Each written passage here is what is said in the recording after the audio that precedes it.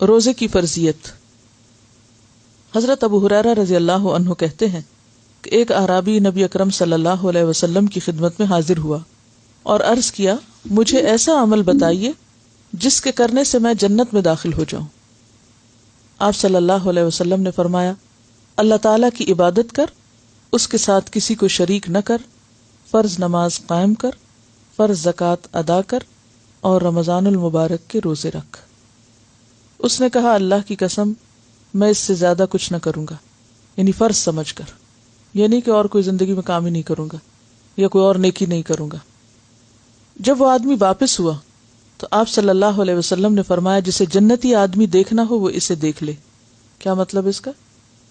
کہ اگر کوئی شخص ان ارکان خمسہ کی صحیح طور پر پابندی کرتا ہے تو ایسا شخص انشاءاللہ جنت میں جائے گا۔ یہاں پر آپ دیکھ رہے ہیں کہ حج کا ذکر نہیں ہے۔ اس کی وجہ یہ ہو سکتی کہ ہو سکتا ہے اس وقت تک ابھی حج فرض نہ ہوا، اور یہ بھی ہو سکتا ہے کہ اس شخص پر فرض نہ ہو، یعنی وہ اس کیٹیگری میں نہ آتا ہو۔